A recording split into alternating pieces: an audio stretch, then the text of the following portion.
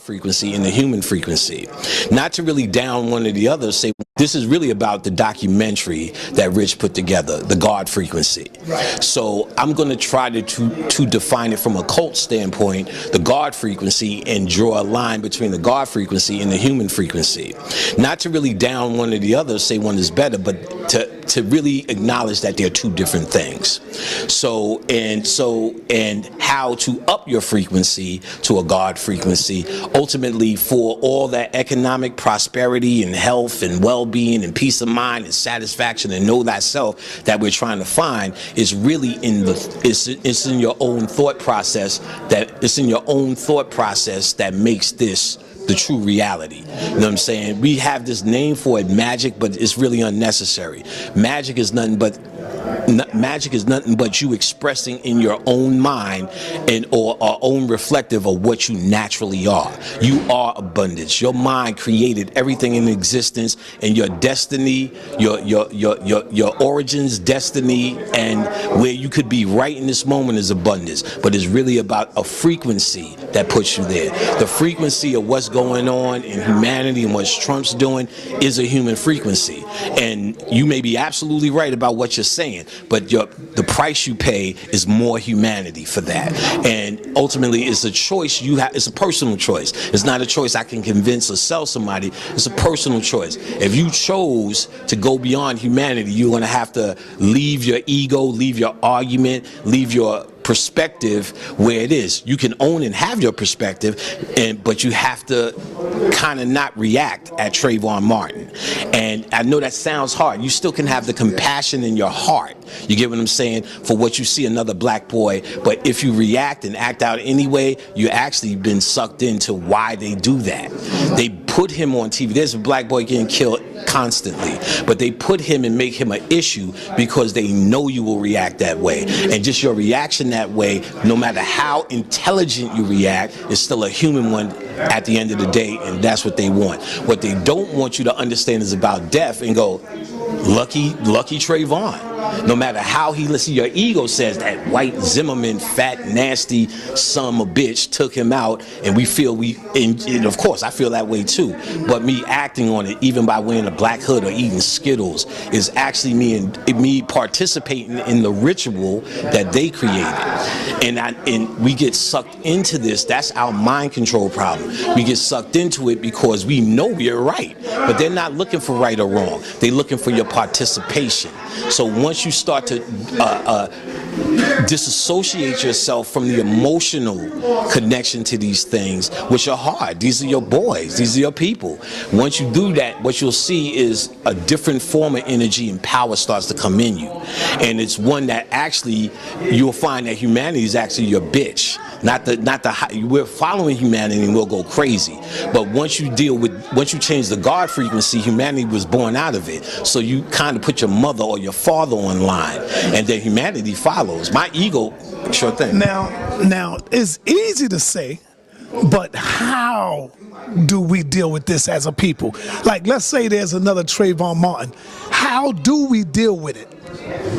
We don't deal with it as a people. We deal with it as an individual.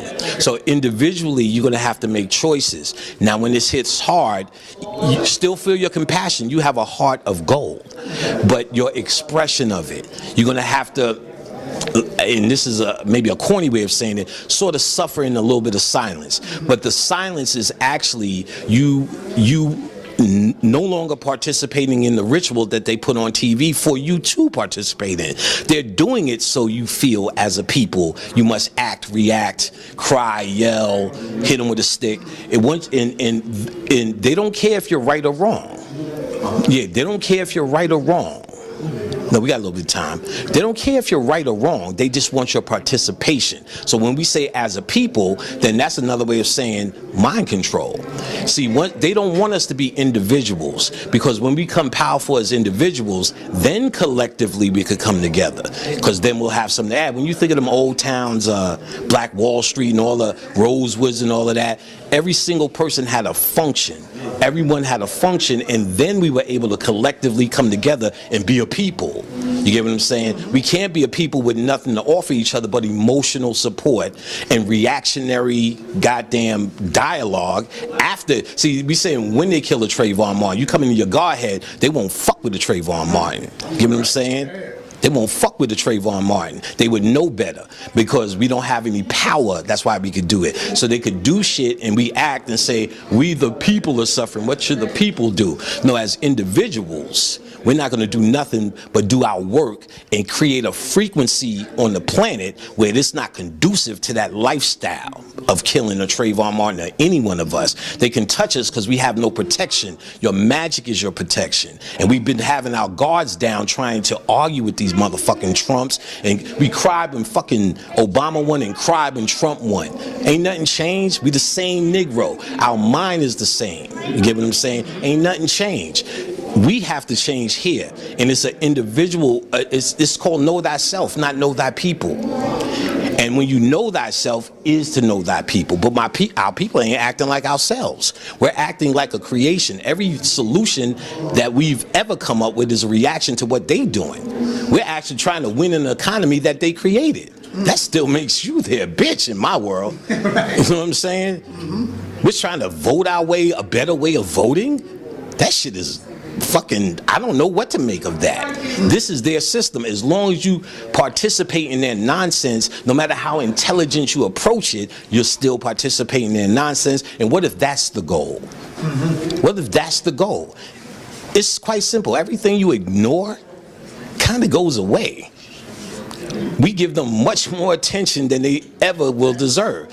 We think we're insulting them by calling them the devil. We just gave them a history. So before they got to the planet 2,000 years ago, who the fuck was the devil then? You know what I'm saying? Who's the devil then? That's a general way of saying it. It's not even metaphysical. We went metaphysical in the devil. That's a polarity. It's not even a thing to talk about. But I get the concept. I'm not silly. Or when we saying who's the evil, and it was really done because white people black people hated the devil and loved Jesus. So for Elijah Muhammad to identify them as the devil, it first put them in a position of knowing who your first enemy was. It was a step one thing. So ultimately, I think as individuals, that's where we first need to start. Understanding first how your mind works, how mind control works, how your ego versus your subconscious versus your unconscious works, and how this, that, or the other thing will feed it. How you feed your humanity through your ego, how you feed your spirituality by subconscious programming. Your subconscious dictates your reality. And what you feed it repetitiously or through trauma, or through your acceptance of trauma, like Trayvon Martin, that's why they give it to you, and symbols actually program your reality. And we are not addressing I've been addressing these things, but we're not addressing the true things that change our reality. So when I started doing the repetitious programming of I'm God, I had a drum machine, I recorded myself saying I'm God. I used to sleep for hours. And then you see me on the earlier tapes, I'm God. I didn't even realize it because I programmed that reality. But see what that does, what that basic thing does, what it does is every time I read a book after that, I read it as a God. Every time I read a study, I read it as a God, because I programmed myself to say I'm a God. And this bypasses my thinking, my feelings, my opinions. This is the core programming. And trauma, they try to program you with trauma. See, Africans used to use trauma, rites of passage, cutting, tattooing, the initiations. They use trauma because they understood it programmed the psyche. And of course, we will no longer use trauma and symbols. And this is a world of symbols.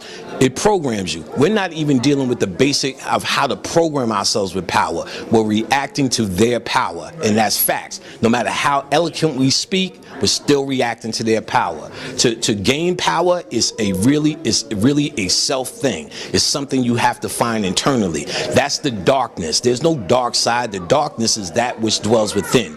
That's what's hidden within you. Enlightenment, which is what you're trying to see, is an aha moment between you and your own mind. Then you can share light.